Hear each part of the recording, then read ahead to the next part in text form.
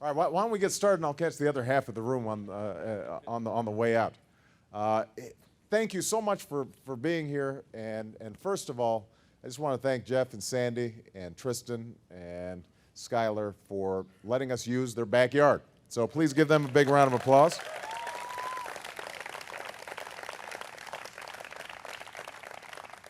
And since we are here, I should just say, go Bulldogs. I know how to work a crowd. I want to make sure that everybody also acknowledges your outstanding governor, Chet Culver, is here. The mayor of Des Moines, Frank County, is here. And State Representative Janet Peterson is here. All of whom are doing great work, and I had a chance to work with and get to know when I spent a few months here in Iowa a couple of years ago. It is wonderful to be back, and I thank all of you for coming. I am not going to give a long speech on the front end here. What I really want to do is hear from you.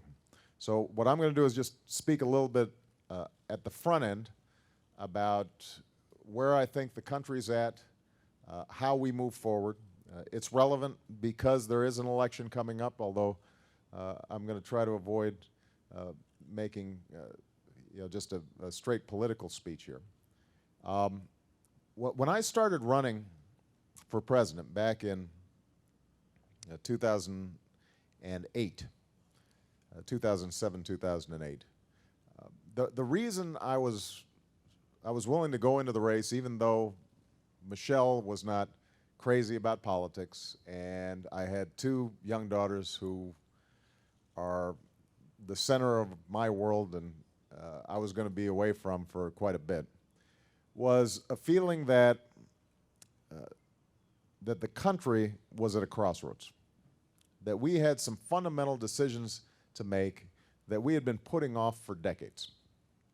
And there are a whole host of individual issues, education and energy and what we do in terms of our foreign policy, a whole bunch of discrete issues that concern me.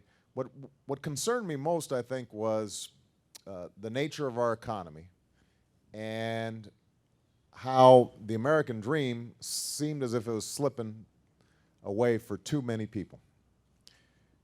From 2001 to 2009, the average wage of middle-class families in America actually declined by 5%. Job growth was slower during that period than at any time since World War II. At the same time as the costs of everything from health care to college tuition were skyrocketing. And so what you had was a situation in which the very top was getting very wealthy, but the middle class, which is the beating heart of our economy, and those aspiring to get into the middle class were finding it harder and harder to get ahead. And there were a range of reasons for that, but a lot of it had to do with a set of policies that had been put in place whose basic premise was that if we cut taxes, especially for millionaires and billionaires, and if we cut back on rules and regulations for how our industries and companies operate, and then we cut everybody loose to sort of to fend for themselves, that somehow the economy would automatically grow. And it didn't work. The other thing that was happening was that we were becoming less competitive internationally. So manufacturing jobs were moving overseas. You saw countries like China and India and Brazil investing heavily in their education systems and in infrastructure, and where we used to be ranked #1, for example, in the proportion of college graduates, we now rank #12. Where we used to had the best public school system in the world, now our kids rank 21st in science and 25th in math. And so slowly, all the things that had made us the most productive country on earth were starting to slip away, and we were losing that competitive position. So what I said was, I'm going to run for president because there's some long-term things that we can do that will start growing our economy from the bottom up, make sure that the middle class is expanding, make sure that innovation and entrepreneurship is taking place in this country and not someplace else, that we can start rebuilding our economy so that it works for everybody. And that was really the platform that I ran on in 2008.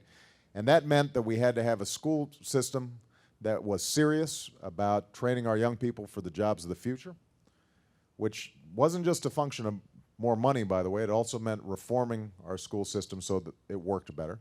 It meant that we made sure that every young person who worked hard and took responsibility was able to afford to go to college without accumulating some huge mountain of debt. It meant that we put much more emphasis on math and science and how we could develop new technologies in our economy and innovation. It meant that we started investing more in research and development. We used to typically invest about 3% of our gross domestic product in research and development. That started slipping. I said we had to get it back up. It meant that we invested in infrastructure that would lay the groundwork for a 21st century economy, not just roads and bridges, but also broadband lines, a smart electric grid that could make us more energy efficient. It meant that we had a new energy policy that would focus on clean energy, solar and wind and biodiesel. And it meant we had to fix our healthcare system, which was a huge drag on businesses and families and the federal government. It meant that we had to also get control of our spending and align what we take in and how much we spend at the federal government level so that it was sustainable. Now, that was just on domestic policy. We had a whole bunch of things we had to do on foreign policy, too. It turns out that we were in more trouble than we had even imagined in 2008. So that by the time I was sworn in January of 2009, a lot of these economic policies had culminated in the worst financial crisis since the Great Depression. And I don't need to tell you how devastating that's been for people all across the country and here in Iowa. I mean, in the 6 months before I was sworn in, we lost 4 million jobs. The month I was sworn in, we lost 750,000 jobs. The month after that, 600,000. The month after that, 600,000. So we had already lost most of the 8 million jobs that we were going to end up losing in this recession before any of my economic policies even had a chance to take effect. And the financial system was on the verge of meltdown so that people couldn't even get loans to buy a car. I mean, credit was just shut down. So we had to take a number of emergency measures. We stepped in and we stopped the bleeding. Now the economy is growing again. We've had private sector job growth for the last 8 months. Credit is now flowing again, although small businesses are still having a tough time getting credit. And so we've been focused. We signed a bill actually this week to help small businesses get credit and cut some of their taxes. And so I'm very proud of the fact that we've been able to prevent the economy from going into a second depression. But not only do we have a big hole that we've got to climb ourselves out of, we still have those 8 million jobs that were lost, and that's a lot of jobs to make up.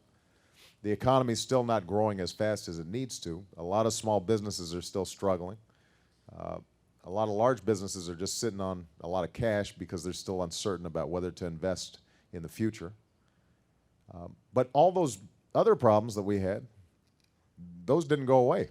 The foundational problems, the structural problems in the economy that had led us to slip relative to other countries. So we've had a real challenge over the last couple of years of dealing with a crisis but not taking our eye off the ball in terms of some of the policies that we've got to change. And that's why financial reform was so important, so we never have to engage in taxpayer-funded bailouts again.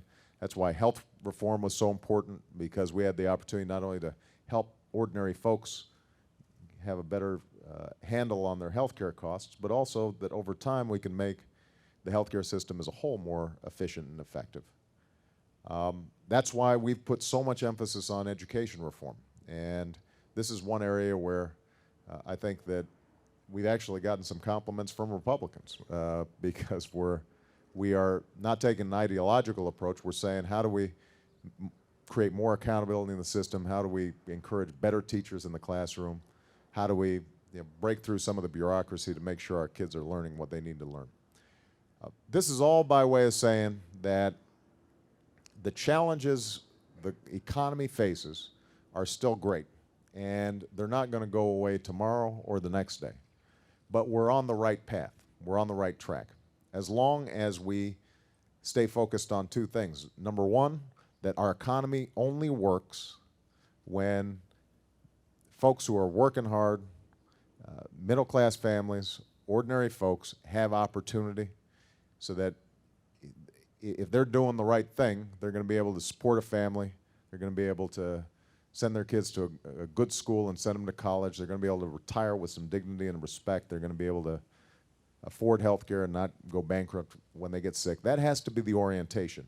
And everything we think about in terms of economic policy is, how do we make sure that if people are out here working hard and taking responsibility for themselves and their families, that they are rewarded? That's the essence of the American dream. And the second thing that we've got to keep in mind is that we've got to make tough choices if we're going to solve some of these long-term problems that we've been putting off. And that means putting aside some of the politics as usual. And it also means sometimes telling folks things they don't want to hear. Now, we're in election season, so that second part of the formula is very hard to apply. And I just want to say, and then I'm just going to open it up for comments and questions. When you look at the choice we face in this election coming up, the other side, what it's really offering is the same policies that from 2001 to 2009 put off hard problems and didn't really speak honestly to the American people about how we're going to get this country on track over the long term. And I just want to use as an example the proposal that they put forward with respect to tax policy. They want to borrow $700 billion to provide tax cuts for the top 2% of Americans, people making more than $250,000 a year. It would mean an average of a $100,000 check to millionaires and billionaires.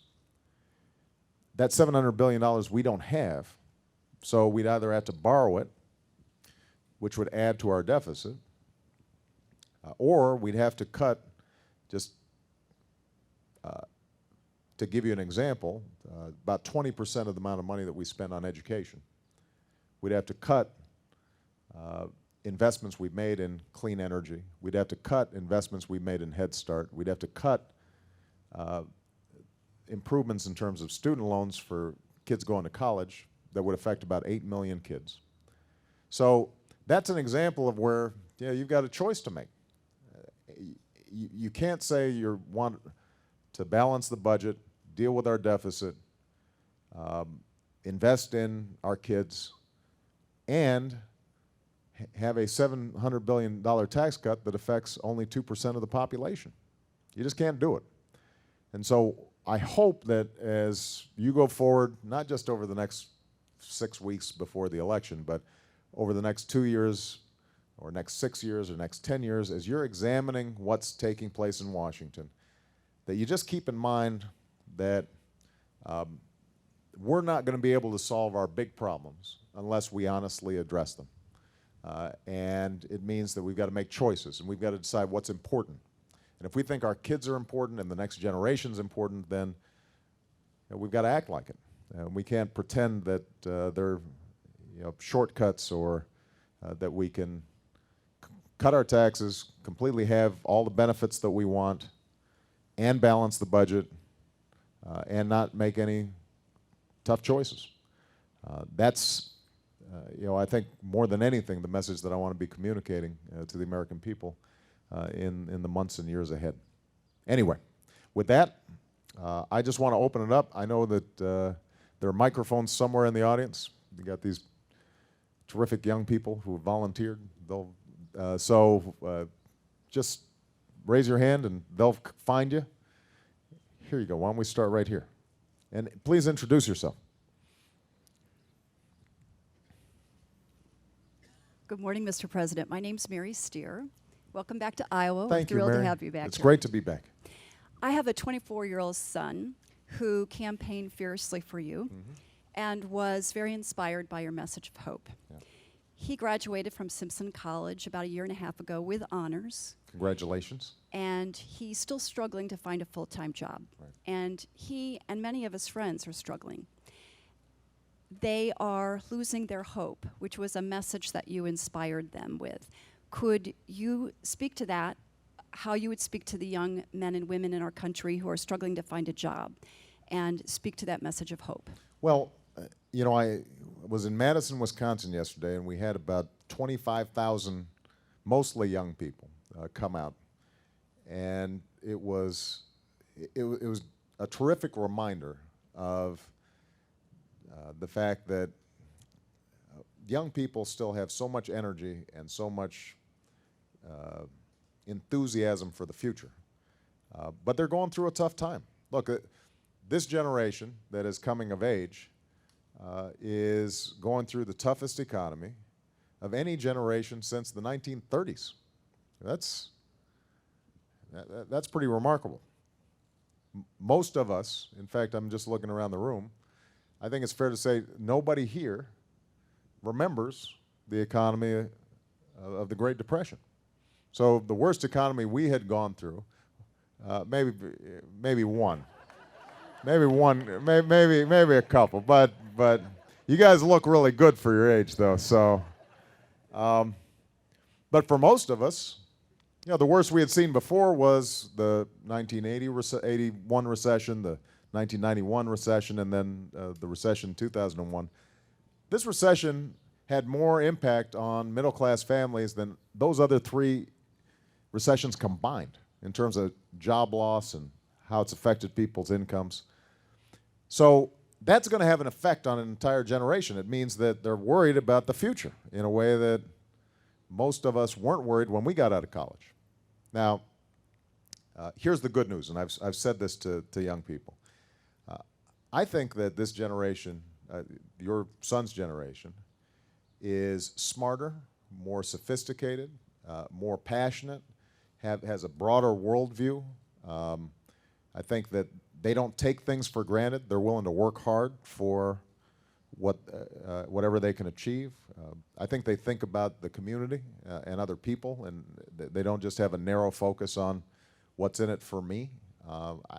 When I meet young people these days, I am very impressed with them. I think they are terrifically talented, and so their future will be fine.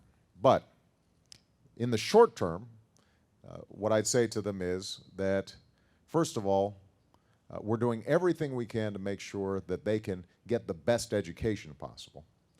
One of the things that we did this year that didn't get a lot of attention was we were able to change the student loan program out of the federal government to save about $60 billion that's going to go directly to students in the form of higher grants, reduced loan burdens, debt burdens when they get out of college. It's going to make a difference to them. So we're going to do everything we can to make sure they can succeed educationally. Number two, obviously we're doing everything we can to grow the economy so that if they've got the skills, they're going to be able to find a job in this new economy. And as I said, we've seen private sector job growth 8 consecutive months now. The economy is growing, it's just not growing as fast as we'd like it. Partly because there's still some headwinds. We had some overhang because of all the problems in the housing market, and the housing market's a big chunk of our economy. All that excess inventory of houses that were built during the housing bubble, they're getting absorbed, and slowly that will start improving. So the expectation is that although we're not growing as fast as we can, if we're making some good choices about providing small businesses tax breaks and helping to shore up the housing market, that over the next couple of years, you're going to start seeing steadily the economy improving. And if young people like your son are prepared, if they're focused and equipped, they're going to be able to find a good job. In the meantime, what we've also done is made sure, for example, that your son can stay on your health insurance until the age of 26, which, because of healthcare reform. And that is going to relieve some of the stress that they're feeling right now. And then finally, what I'd tell your son is that we're trying to make some tough decisions now so that by the time he has his own son or daughter, that we are back to #1 in research and development, back to #1 in the proportion of college graduates, back to #1 in terms of innovation and entrepreneurship, that we have succeeded in creating a competitive America that will ensure this 21st century is the American century, just like the 20th century was. But it's going to take some time. And so the main message I have to young people, in some ways this generation may be less fixed on immediate gratification than our generation was, partly because they've seen how some hardship in their own families and in their own careers. Okay, who's next? Gentleman right here. My name's Bob Brammer. I live about 5 or 6 blocks away in Beaverdale, and we're really gled you came here, Mr. President. Thank you. It's not hard to come here. This is a nice neighborhood, by the way. It is, I mean, it's great. I love these big Here, trees. here. So, yeah, it's beautiful. My question relates to things halfway around the world and how they affect the economy, particularly the wars and the enormous amount of spending that has gone into that over the last decade, not just the last couple of years. So this is what I'd ask. Those decade-long conflicts have had an enormous cost in terms of people killed and wounded, our men and women and other peoples who are killed, and they've had a gigantic cost in terms of money and resources and people diverted to the war. When can we look forward to reducing the huge spending on these wars, and is it possible that kind of funds could help us square up our budget and give us crucial resources to strengthen our economy right here at home? Well, I said at a speech I made at West Point talking about Afghanistan that I'm interested in nation building here at home. That's the nation I want to build more than anything else. As you know, because it was a big issue when I was campaigning here in Iowa, I was opposed to the war in Iraq from the start. I made a commitment that I would bring that war to a responsible end. We have now ended our combat mission in Iraq, and we've pulled out 100,000 troops out of Iraq since I was in office. So, so that's a commitment we followed up on. Now, Afghanistan was a war that most people right after 9/11, I think, overwhelmingly understood was important and necessary. We had to go after those who had killed 3,000 Americans. We had to make sure that al-Qaeda did not have a safe haven inside Afghanistan to plan more attacks. And you can speculate as to whether if we hadn't gone into Iraq, we had just stayed focused on Afghanistan, whether by now we would have created a stable situation and we would not have a significant presence there. But that's not what happened.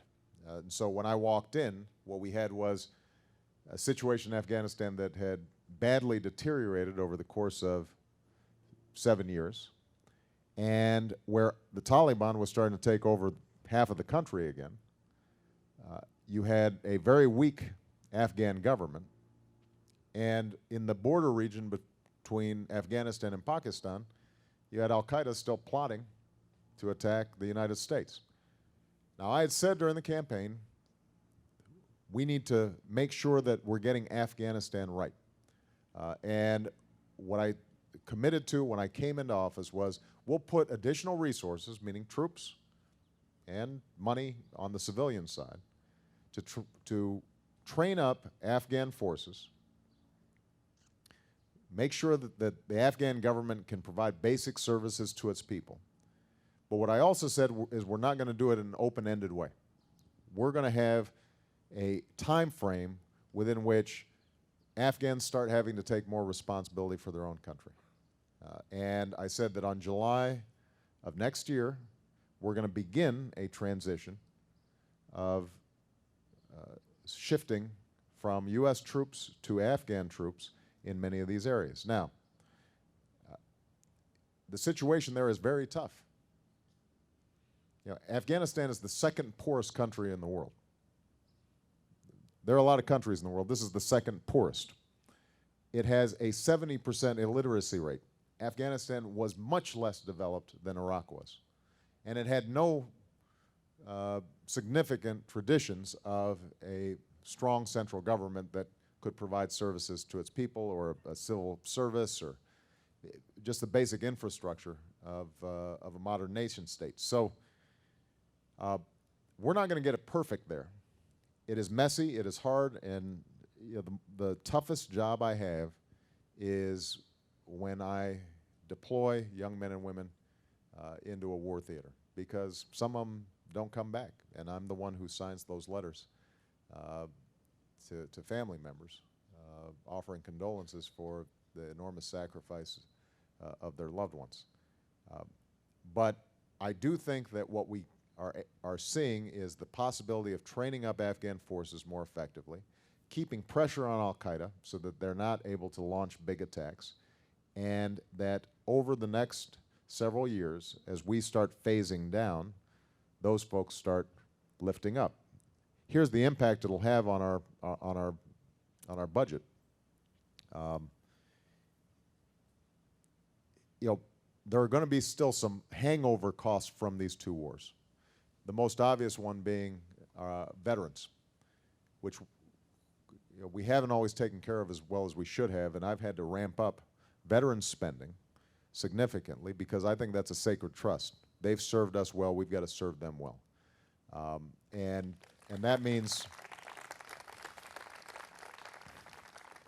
services for post-traumatic stress disorder, reducing backlogs in terms of them getting disability claims, help specifically for women veterans who are much more in the line of fire now than they'd ever been before.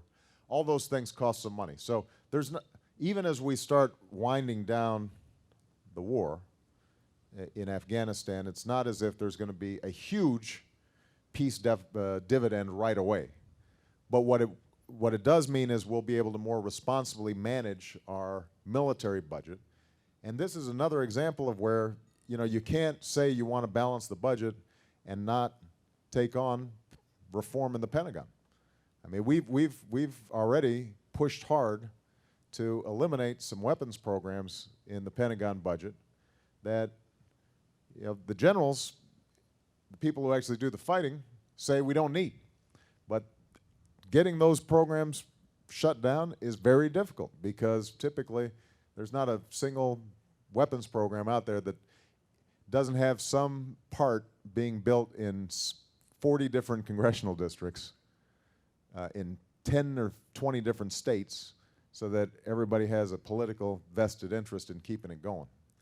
And Bob Gates, my defense secretary, has been really good about pushing hard on that, and we've won some battles, but that's going to be an area that we're going to have to take a serious look at as well when we put forward a plan for getting a handle on our long-term debt and deficits.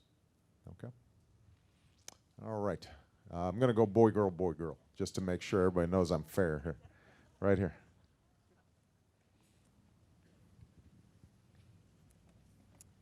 Hi, my name is Jeanette McKenzie, and my mother lives with my husband and I. We take care of her. She's been with us for 6 years now. She is currently in a nursing home getting rehab. Right.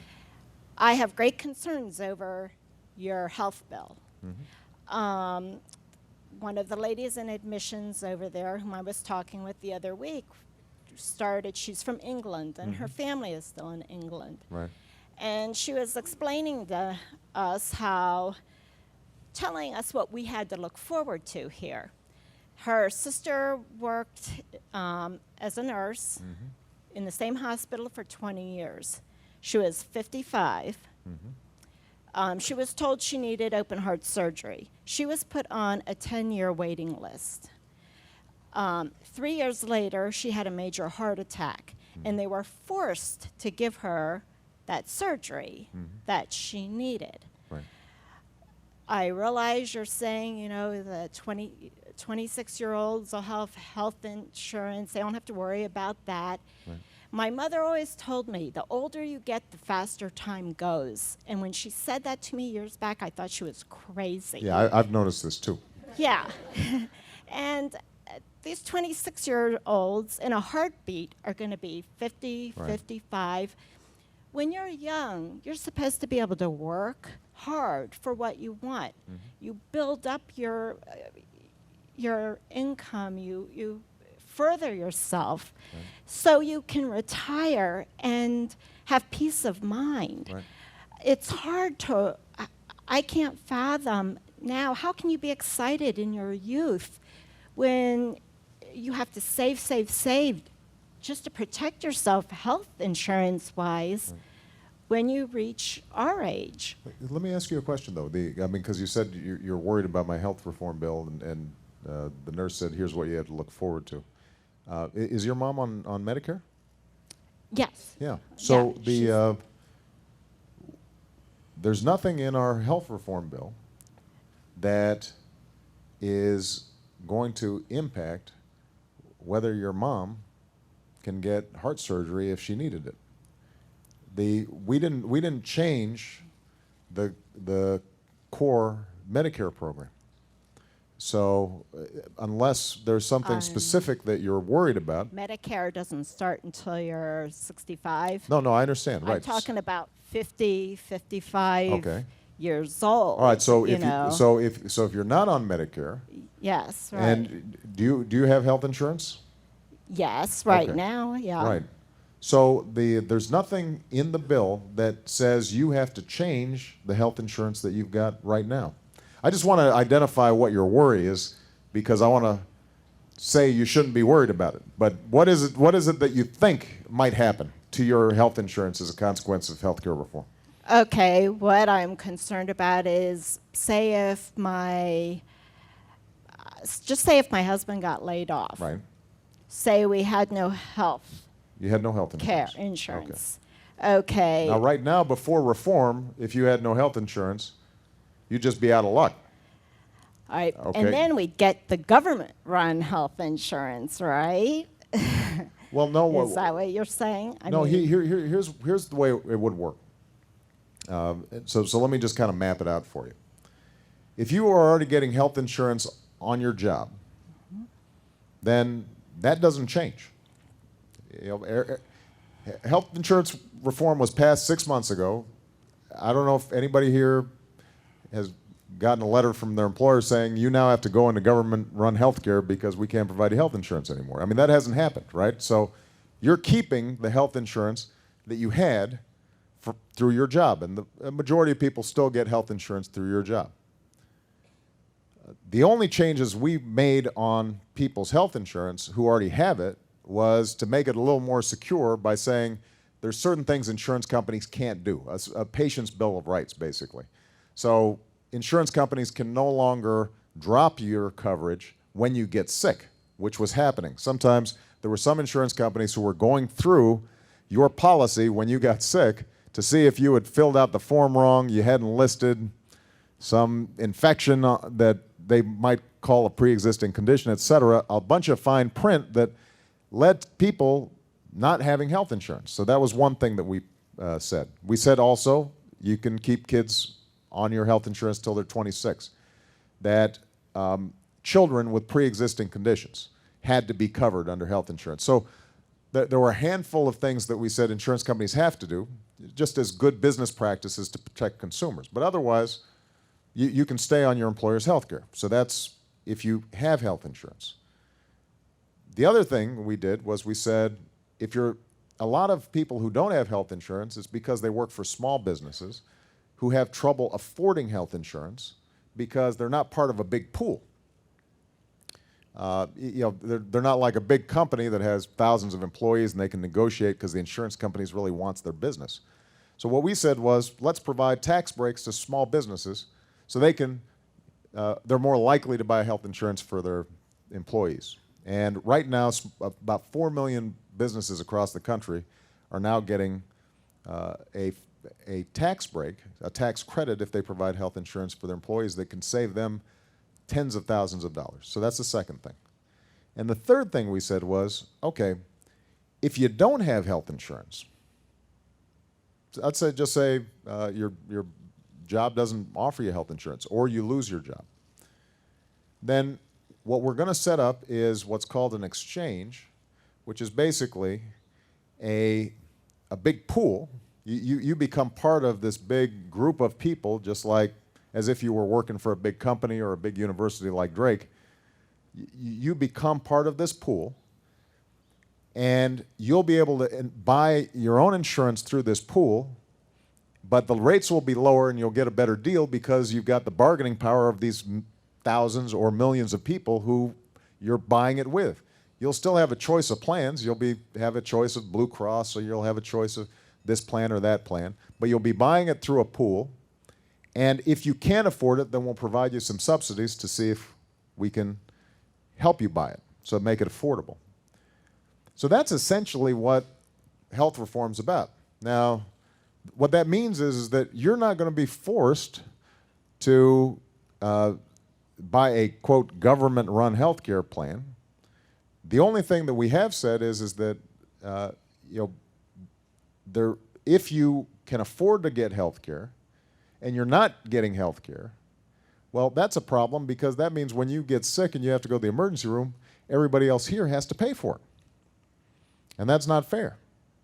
So we've said if you can afford to get health care, we're going to make sure that you can afford it, but you've got to have some basic coverage so that we're not subsidizing. Everybody else isn't paying an extra $1,000 on their premiums to cover you. All right. We all agree. Okay. There needs to be Right. health reform. Right. Okay.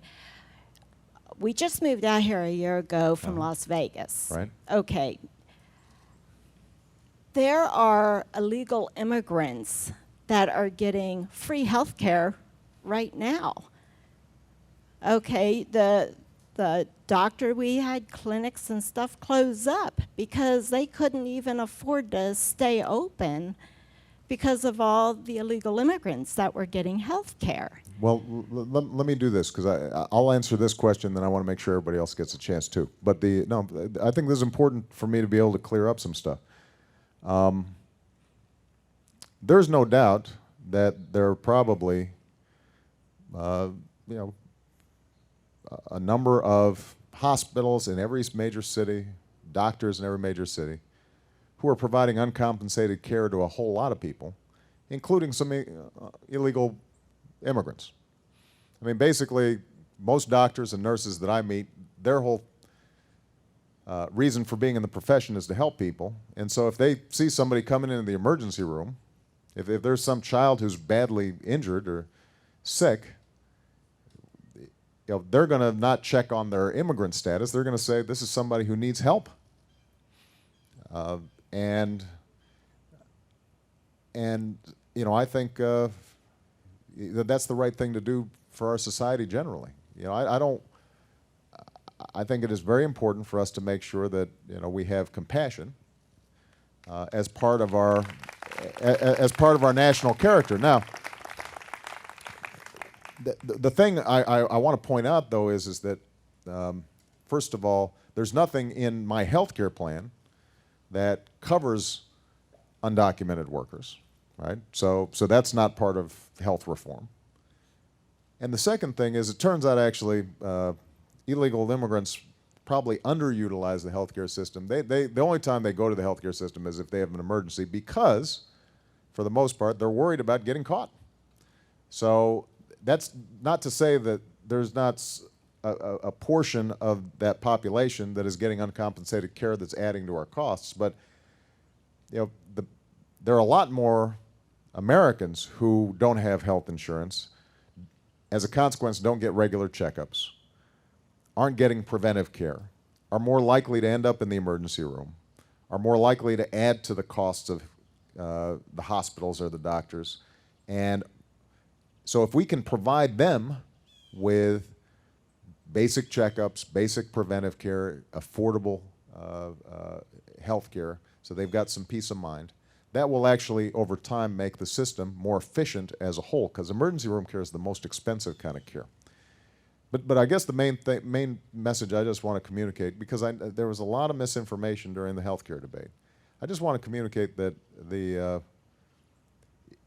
if you're happy with what you got, nobody's changing it. And you and your mom are going to be able to have, your mom was going to have her Medicare, and the core benefits of Medicare aren't changing.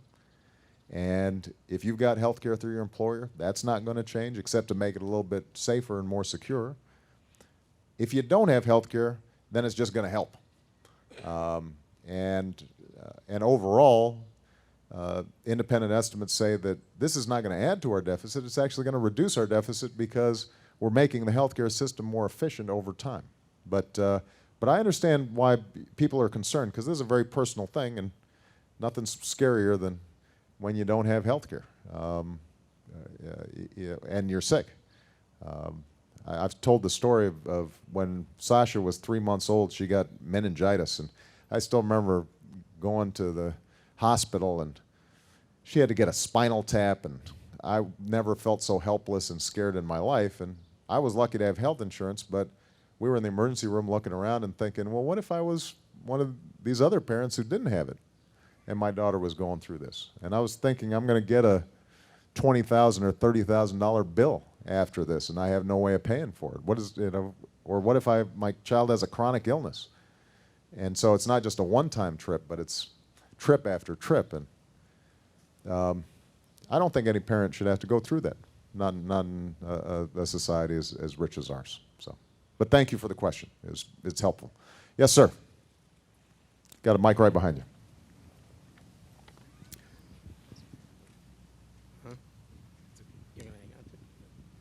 President Obama, first, thanks for allowing us the opportunity to meet with you here in Iowa. Yeah, especially since I'm a great graduate, I'm especially thrilled to be here because I'm testing my education, my graduate degree at least. Anyways, I moved here from Chicago about 30 years ago. You still got It's a nice town. You still got a little Chicago in you. Yeah, it's still going to be there. I will still argue with you on anything. But I think the reason I stayed here was it was a wonderful place to start a business. I got a master's here, and I started a small business with $200 and a big dream, and I was 25 years old. I'm 53 now. I've been in business 28 years. We went from what was myself to now almost 100 and some employees and about 200,000 square foot of manufacturing. That's, what kind of businesses? We manufacture promotional products, and we actually make those bag signs you see in all the political yards. Right. We do all the printed T-shirts for every juvenile diabetes walk. That's great. And, the beauty of my background is I actually came from a medical background. My father, my father-in-law, my brother-in-law, everybody's a doctor, all in Chicago. So I was supposed to be a doctor. But, I came here and I said, well, I sort of like business. I like making deals. So we got started in business, and we started out as an ad agency. And I guess as we got into it, we realized that the key thing is to have a product to sell so that you could sell truckloads of something rather than to sell one thing at a time. And so we did wholesale the way most people would like to do wholesale. And part of that meant importing. It meant trips to China 25 years ago. And it meant 25 years of growing the business.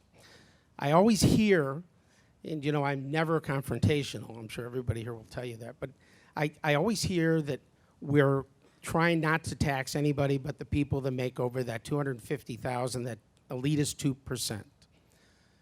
Any viable, strong, competitive business, and the name of our business is Competitive Edge, 30 years ago, before CNN ever used it as a term, the hope is that, you're supposed to grow profitability so you can grow your business.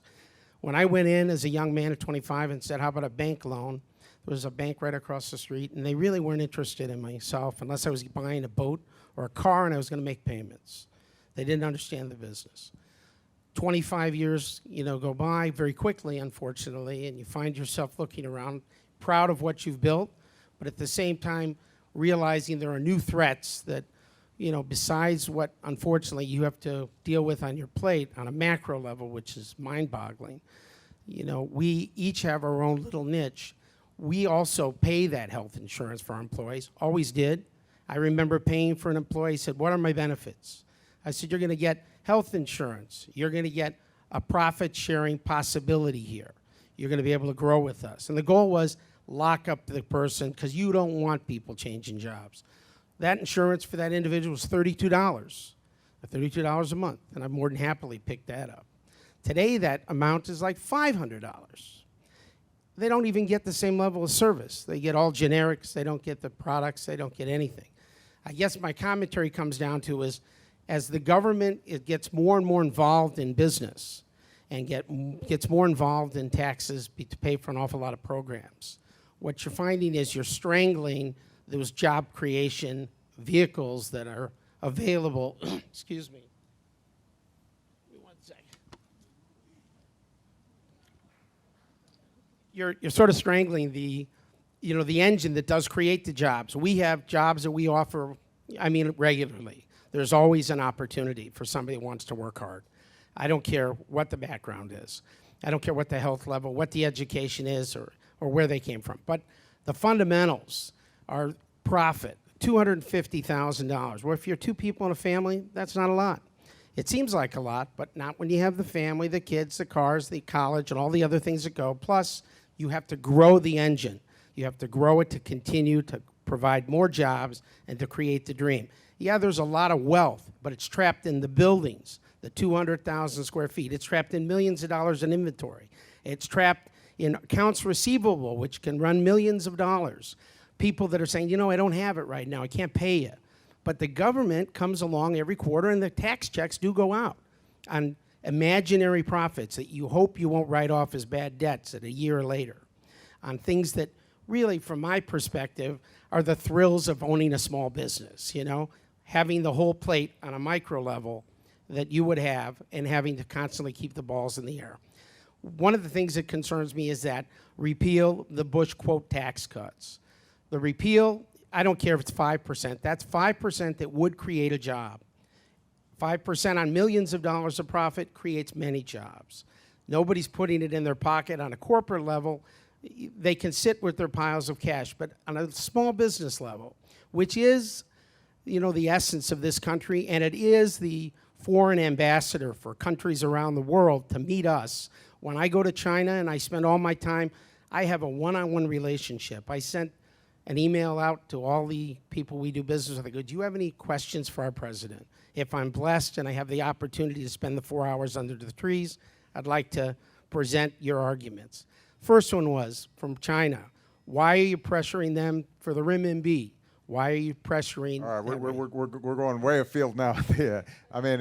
So let me focus on your question. The job creation and I'll be happy to talk about it. And then if you want, I can tell you, if you're making an argument on behalf of China about their currency, I'm happy to make that argument to push back on that. But let me focus on the issue you raised about your business. And first of all, I'm thrilled that you've been able to build this success.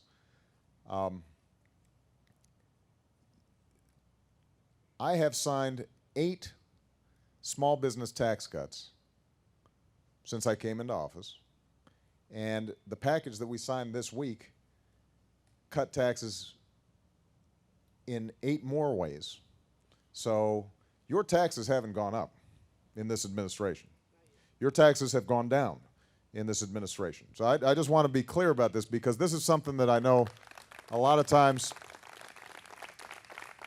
I just think the notion that, well, he's a Democrat, so your taxes must have gone up. Well, that's just not true. Taxes have gone down for you, the small business person, and by the way, for 95% of working families. That was part of the Recovery Act, was reducing people's taxes. Now, with respect to the debate that's now taking place on the Bush tax cuts, keep in mind that what we've proposed is to extend the Bush tax cuts for all income up to $250,000. So it's not just sort of the person who's making $60,000 who would get a tax break, or who's making $100,000 who would make a tax break, who would get a tax break. If you're making $300,000, you'd still get a tax break on the first $250,000 worth of income. You'd pay a slightly higher rate on the $50,000 above that. If you make $500,000, you'd still be having tax relief on the first half of your income. On the other half, above 250, you'd have a slightly higher rate. A rate, by the way, that is back to the level it was under Bill Clinton, at a time when there were a lot of small businesses, and in fact, the economy was doing much better. The reason I think it's important for us to do this is not because I'm not sympathetic to small businesses. It has to do with the fact that 98% of small businesses actually have a profit of less than $250,000. So it's not just individuals who generally don't make that much money. Most small businesses don't make that much money either. But it costs $700 billion. And so I've got to figure out, well, how do I pay for $700 billion? Because everybody's also concerned that our deficit's out of control. So then folks will say, well, let's cut government spending. Well, most government spending is Medicare, Medicaid, veterans funding, defense. I mean, so when people look at the budget, a lot of times they say, well, why don't you just cut out foreign aid, for example? Foreign aid is 1% of our budget. Not 25%, it's 1%. People say, well, why don't you eliminate all those earmarks, all those pork projects that members of Congress are getting out there? Now, I actually think that a lot of that stuff needs to end, but even if I eliminated every single earmark, a pork project by members of Congress, that's 1% of the budget. I mean, so finding $700 billion is not easy. And when we borrow $700 billion, we're adding to our deficit and debt, and then we've got to pay interest to China or whoever else is willing to buy our debt. So these are the choices. So it's not that, when it comes to small businesses or big businesses, that I have any interest in raising taxes. I'd like to keep taxes low so that you can create more jobs. But I also have to make sure that we are paying our bills and that we're not putting off debt for the future generation. And that's what happened in the Bush tax cuts in 2001 and 2003. We lopped off taxes and we did not pay for it, and that is the single largest contributor to the debt and the deficit. It's not anything that we did last year is in emergency spending. It's not the auto bailout. It's not the health care bill.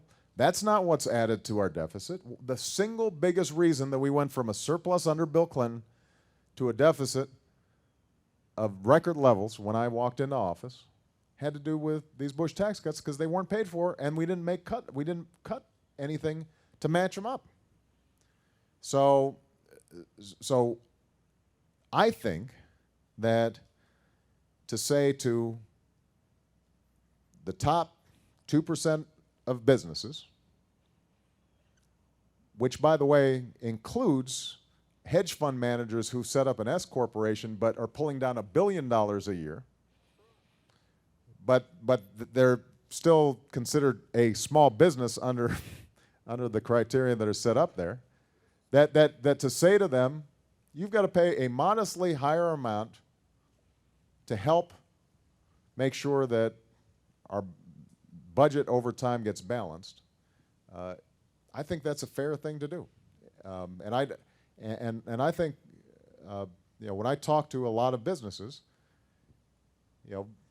they just don't want super high rates of the sort that existed before Ronald Reagan came into office.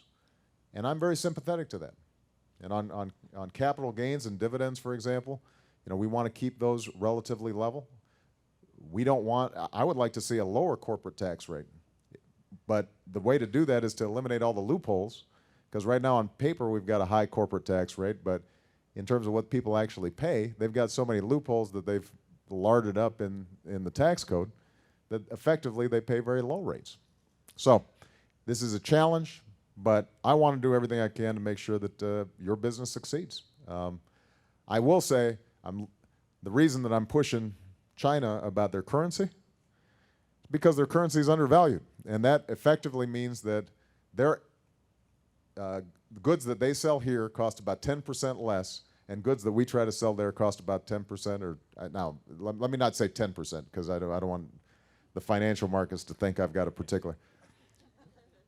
There is a range of estimates, but I think people generally think that they are managing their currency in ways that make our goods more expensive to sell and their goods cheaper to sell here. And that contributes, that's not the main reason for our trade imbalance, but it's a contributing factor to our trade imbalance. So, all right. Over here. Thank you. Good morning, Mr. President. Good morning. I'm a proud Iowa social worker who works with crime victims, and my question is about the poverty rate. We currently have a rate of 14% poverty. That's 1 out of 7 people are in poverty. And I believe that that's the highest rate since the 1960s. And there's a lot of reasons why people go into poverty who weren't in poverty before. You know, things like medical emergencies and losing jobs, being a crime victim, and, you know, especially for women, a divorce. My question is, what are we going to do, or I guess more specifically, what are you going to do to help 1 out of 6 or 7 people get out of poverty?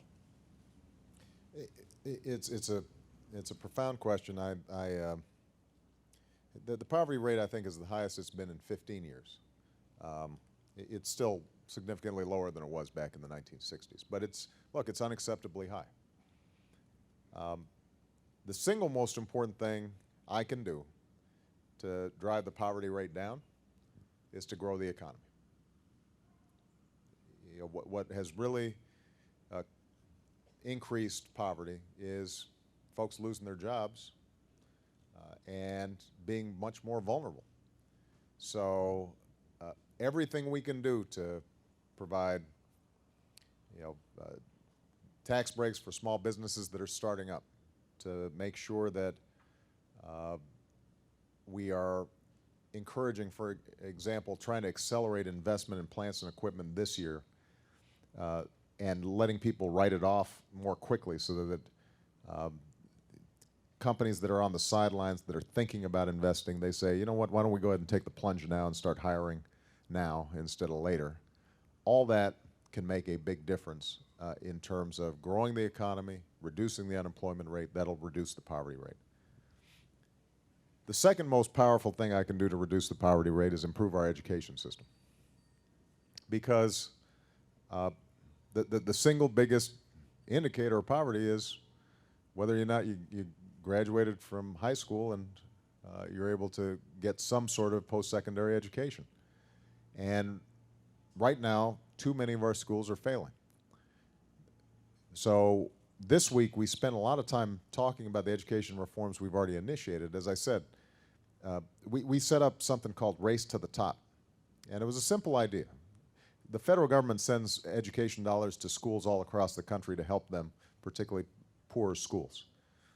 But what we said is we're going to take a portion of that money, $4 billion, and we're going to say to the states, you're going to have a competition for this money. You're not automatically going to get it because of some formula. You've got to show us that you are initiating reforms that are going to recruit better teachers and train them more effectively, that are going to have greater accountability measures so you're able to track how students are doing during the course of the school year and make adjustments so that they're not just being passed along from grade to grade even though they can't read or do arithmetic at their grade level.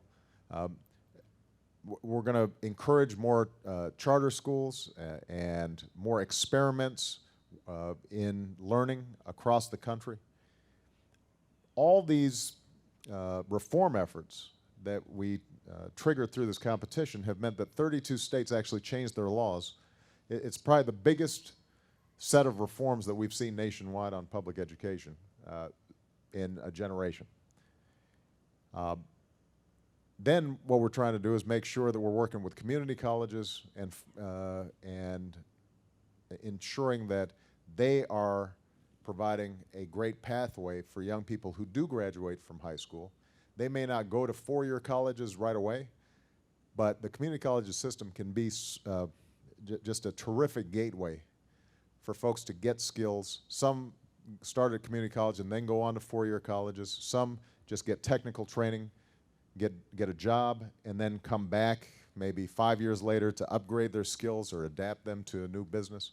So we're putting a lot of resources and effort into making sure that community colleges are constantly improving and they're adapting their curriculum to the jobs of the future. So education and growing the economy generally, those are the most important things I can do for poverty. Now, there are other things like, for example, health reform so that people don't lose their homes if they get sick that will help keep people out of poverty. Making sure that we're dealing with domestic violence, which can have an impact on women that then drives them out of homes and puts them into difficult situations. Dealing with our veterans so that if they've got post-traumatic stress disorder, we are treating them quickly before it compounds itself and eventually they end up on the streets. And you know, it's very hard for them then to get back on their feet. You know, those are all things that are important, and we're going to keep on doing them. But if we can grow this economy and improve our education system, that's going to be the most important thing we can do. So, I'm getting the signal. One more question. Okay. I'm going to have to call on the guy with the collar. What can I do? You know, I didn't mean to outrank you here, but. Sorry, Matt. Mr. President, Father Michael Amadeo, pastor of Holy Trinity Catholic Church here in Beavidale, as well as the school that in 2008 was recipient of the Department of Education's Blue Ribbon Awards. Congratulations. So, thank you for being Congratulations. here. Congratulations. Secondly, thank you for your leadership. These are very tough economic times, tough times for our country in regards to men and women being deployed. Yeah. My question for you comes from a member of my congregation who is 55 years of age, has a wife, 2 children who are freshmen in high school. Right. A year ago, he lost his job in manufacturing. He's been unemployed now for a year plus. What will your economic policies do for him within the next year, and hopefully to be able to secure a job and have that American dream again, which has now been lost? Well, you know, obviously that story is duplicated all across the country, and you know, I get letters. I get about 40,000 letters or emails from constituents across the country every single day, and my staff selects out about 10 of them for me to read each night. Sort of a representative sampling. I know this is a representative sampling because about half the letters call me an idiot.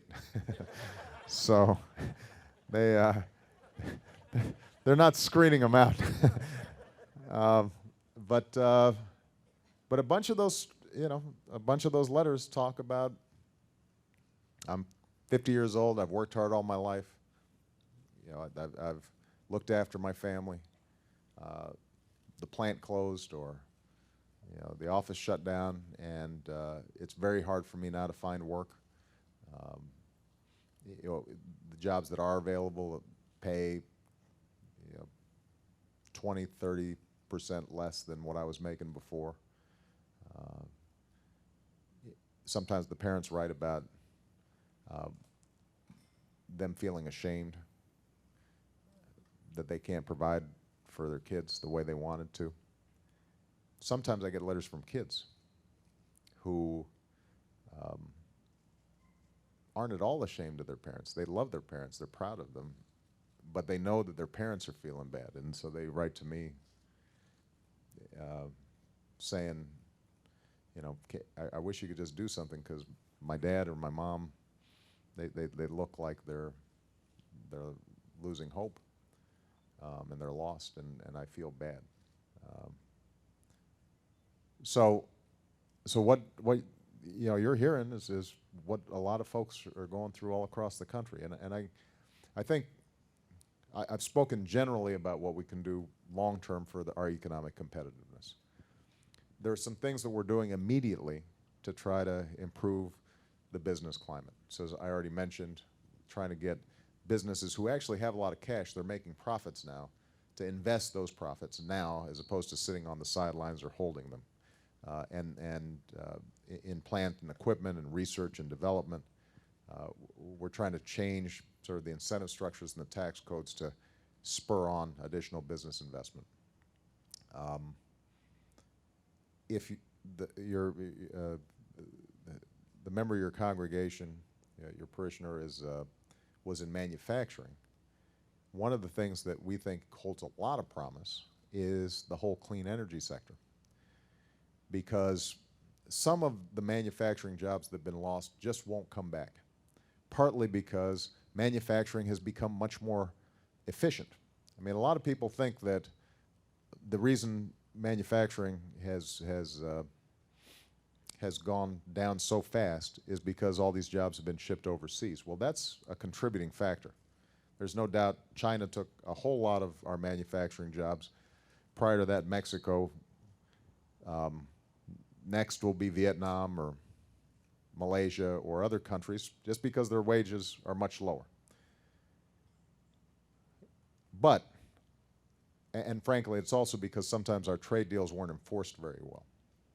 And one of the things that I'm saying is I believe in free trade. I think that it can grow our economy. We already heard from a businessman who is involved in international trade, but I think it is very important to make sure that trade is fair and that each side is being treated equally. And right now, that's not always the case. But it turns out that a lot of manufacturing has declined just because it's gotten so much more efficient. You go into a steel plant now that used to take 10 folks to put out 1 unit of steel. Now you need 1 person with a computer. When you go into just about any manufacturing plant these days, so much of it is automated. You've got these robot arms, and it's all clean and pristine, and it's a different type of industry now. So that's where a lot of jobs have been lost. But here's the good news. The clean energy sector, I think, is going to be a huge growth sector. And what we did during the Recovery Act was we invested in companies, including companies here in Iowa. I was out at a wind farm. Where was that? Out in Fort Madison. Siemens, where you go here and what was just a shutdown factory, they've reopened. They're building the blades for these massive windmills, and they had just hired several hundred people and were looking at hiring several hundred more because they are seeing some certainty in the renewable energy industry. And so they had actually hired a lot of folks who were coming off traditional manufacturing industries, applying their new skills to these new jobs. The same is happening in advanced battery manufacturing. I don't know how many people here have a hybrid car. If you got a couple of folks. It turns out that we weren't making the batteries that are going into these hybrid and electric cars. They were all being made elsewhere. We had about 2% of the market. So as part of the Recovery Act, what we said was, let's invest in creating our own homegrown advanced battery manufacturing. And we're on track now by 2015 to have 40% of the market. And we were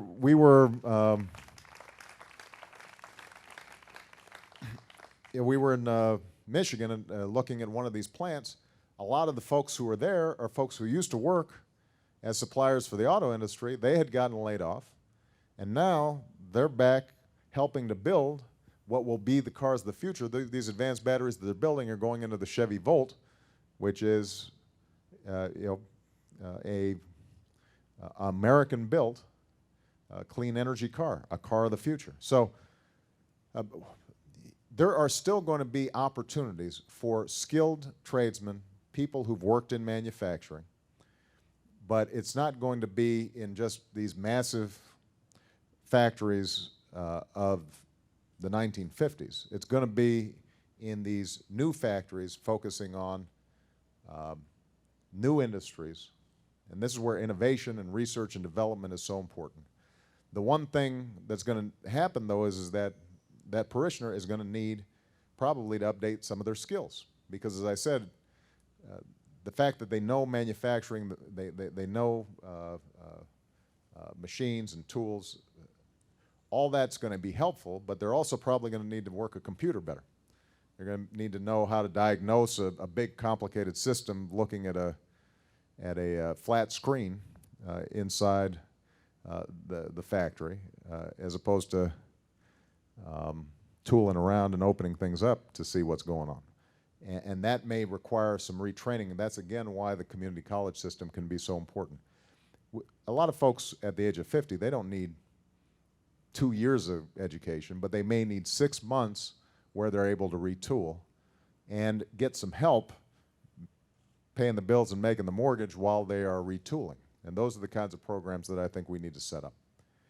Well, listen, this has been terrific. I am so grateful to all of you for taking the time to be here. As I listen to the questions, it's a good reminder.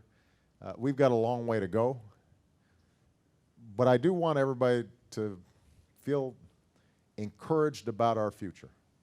This goes to the first question that was asked about the next generation. America is still the wealthiest country on earth. We have the best colleges and universities on earth. It still has the most dynamic entrepreneurial culture on earth. We've got the most productive workers of just about any advanced nation.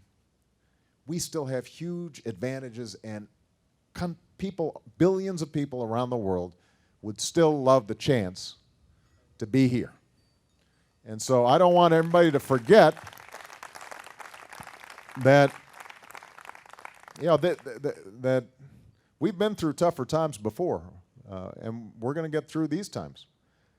But typically when we've gotten through tough times, it's because we all buckled down and we refocused and we came together and we made some tough but necessary adjustments and changes in how we approach the future. And I'm confident we're going to do that again.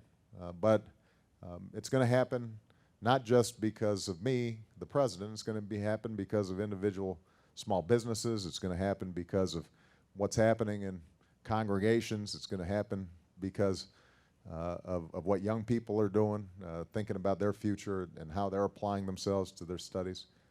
All of us are going to have to be pulling together and refocusing on the future and not just the present. If we do that, we're going to do fine. So thank you very much, everybody. Appreciate it.